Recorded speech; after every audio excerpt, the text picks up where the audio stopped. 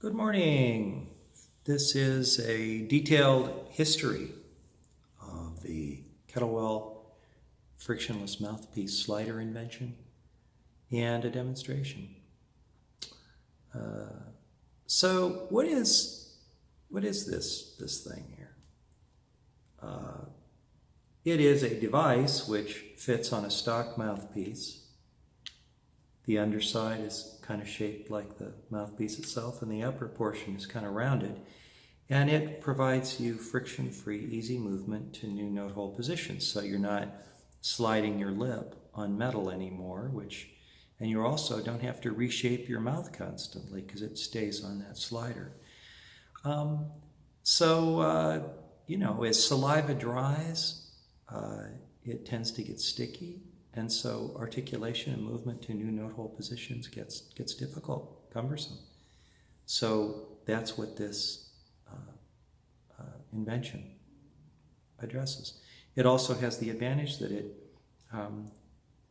the single hole model, my mouth is in a relaxed embouchure. I'm not using my muscles to hold a pucker. You don't have to on a one hole.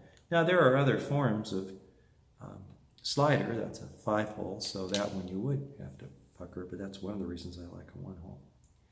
And the other advantage is it's played with a dry lip, so you don't have saliva and mouth goop going into your harp and making your breathsavers dirty and messing up the rest of your instrument, so it plays clean.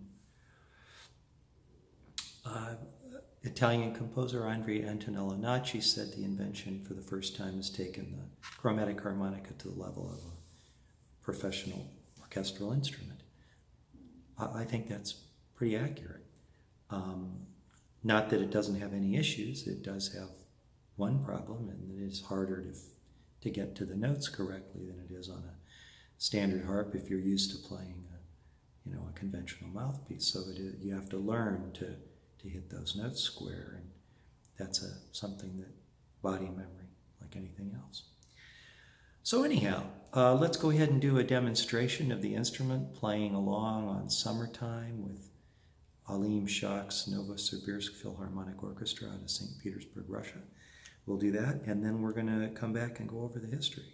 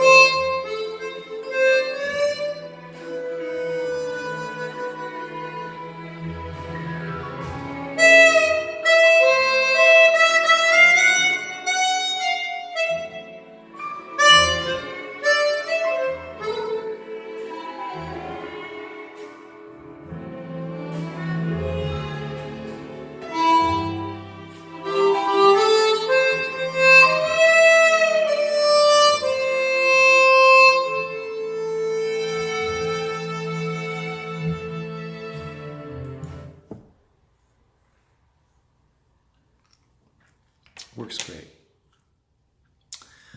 Okay, well, we're going to go ahead now and get into the actual history of this. It started off actually with a message via Facebook from a player in Vietnam who was playing a Suzuki CX model harp, which, as you know, has a very smooth mouthpiece, and he had blisters on his lips that were chronic from this Suzuki, and that's unusual. I mean, especially with that mouthpiece, because it's very smooth. And I said, well, how long do you play every day? He said, a couple hours. And I said, well, how long do you have these blisters? He goes, I get them all the time. I said, are you using saliva to lubricate? Yeah, I'm trying. And he goes, do you have any idea for me? And I said, well, if you could come up with something which your lips rested upon And then that something slid back and forth on the harmonica, that would solve the problem, but it doesn't exist at the present time. I started thinking about it, and I realized that there would be advantages to doing this. And so I invented this thing called the Kettlewell Frictionless Mouthpiece. And the original concept, this is actually the piece of paper. It was made from an index card and just black, magic marker. And I figured that it could be a sleeve and would just, fit over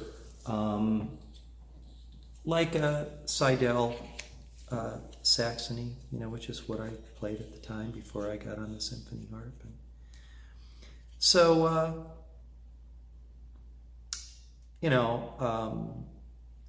I figured that might work, although I was concerned that the metal might scratch the mouthpiece a little. But that was the original concept. And so I drew it up with engineering drawings and a description and decided to donate it to the public domain in January of 2017 so that it couldn't be patented and that the whole world could use it as they see fit, to have fun with and enjoy and make the harmonica world better.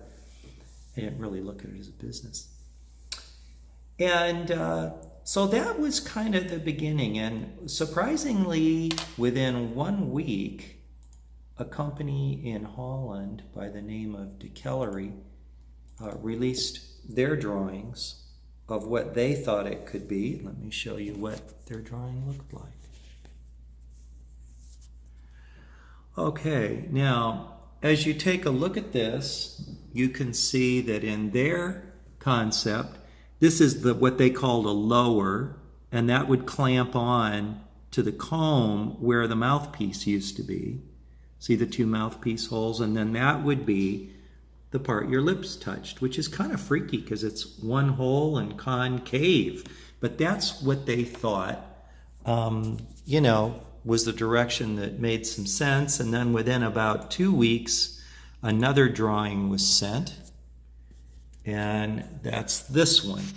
And that one, you can see, has again the lower and now a buttons here on this side. And we have what appears to be a portion of like a Suzuki SCX rounded mouthpiece. That was their concept there. And interesting. And they said, well, what do you think? And I said, that won't work. And they said, well, how come? And I said, well, it requires absolute and total airtight construction to work properly. You can't have any leaking, and it doesn't take much space for air to leak, as we know from most harps that leak between mouthpiece assembly components and the comb. So couldn't have any leaking, and in fact it did leak, and it was not friction-free. Had we known about Delrin at the time, we could have just put a layer of Delrin on the lower portion of that part that hit the lip, and I believe it would have worked. But still, it would have required replacement of the mouthpiece in a much more complex manufacturing process. Okay, that was the beginning. It was De Kellery. This is the next one. And this slider, which goes on a stock mouthpiece, was made of aluminum, which I didn't have a problem playing. And then it had spring bearings here and here, and here and here on the inside, and a layer of Delrin. It was a 5-hole model.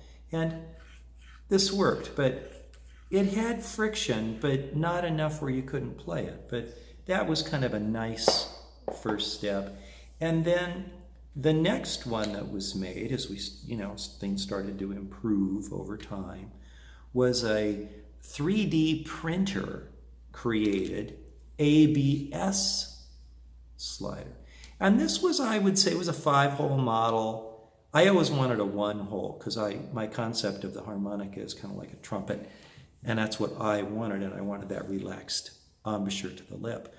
But this 5-hole, of course, you can do tongue block, and people felt that there was more potential long-term sales-wise to that, I guess. But anyhow, this one is kind of a shape that is closer to the actual shape of the trapezoidal mouthpiece, kind of angles. And it works, but I would say 3D printing is not something I'm very wild about. Also, in order to get a smooth enough surface to be comfortable to the lip with 3D printing, I had to use a chemical to melt the plastic a little bit, a plastic cement, which was the most vile smelling thing and not a safe thing for me to be around. So I just thought, I'm not going to do that. And at that point, I started to design and build them myself. And so I took actually an award from when I was in television, one of those Lexan plastic awards, and shaped this by hand. And this was the first one that had no friction and worked 100%. Big rounded shape to the lip. And I called this Cool Ice, and this was a custom harp called Little Punk that's built on a Seidel Saxony. It's a very fine instrument, and of course being airtight, that helps out in giving you the professional sound too. So this is the that one, which was fully successful, and then I took it to an SCX that's customized with serious covers, as we were wondering, what is this? And then I made a Cool Ice for it, and it worked great too, but you'll note that it can rock up and down, and that upsets the perfect alignment of the hole. So it can be played, but you have to be conscious of the angle that you're holding the instrument at. So I didn't feel that was ideal, but it does work. And then I landed, of course, on the one I play every day, which is the Seidel Symphony Grand Chromatic with a Kettlewell Frictionless Mouthpiece Cool Ice, and again, the rounded shape on top and single hole. In the beginning, of course, I realized that you could do them with a lot of hole patterns. I mean, you could make it with 1 hole, 3 holes, 5 holes, 2, 1 on either end. And I've made all of those and tried them.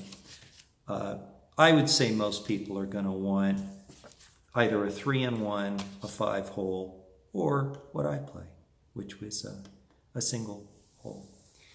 Now, I'm not a manufacturer, and I'm not a retailer. So a manufacturer is going to need to actually make these, and they don't have to pay me. There is no patent. One of them will, at some point in time, start to make a slider, I hope, and can bring it to you at reasonable cost. For me to hand make prototypes the way I do it is so time intensive and requires use of high-speed rotary equipment that it's not really a viable manufacturing methodology. And it doesn't look like it, but it is a very, very high precision thing. That underside right here must mate perfectly with the mouthpiece. And of course, the beauty of the current design is, look, it's simple. You know, it's just one piece goes on, and it's almost indestructible. I suppose you could burn it or drive over a car with it, but in average use, it's not going to be problematic. It's true that it can come off. I mean, and occasionally it drops off when I'm walking around the house or something, but it's been a very, very good design. You can lock it in. You know, you could cut a channel in the lower part of the mouthpiece and then put a lip on this, and it would hold on. And some people might want to do that, but then it wouldn't be playable as a conventional mouthpiece, which some people might want to go back and forth, you know. But anyway, that's where we're at after about a year and 4 months.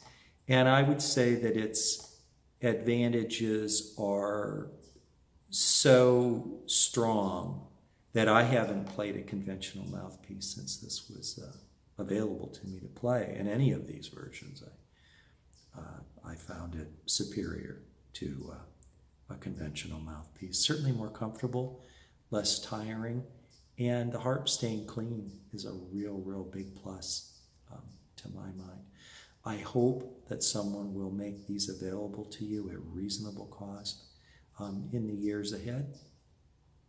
And that was one of the reasons I made this video, is to encourage people to get into that business. People who make and sell merchandise. Okay. Hope you enjoyed the story. I've enjoyed the journey, that's for sure.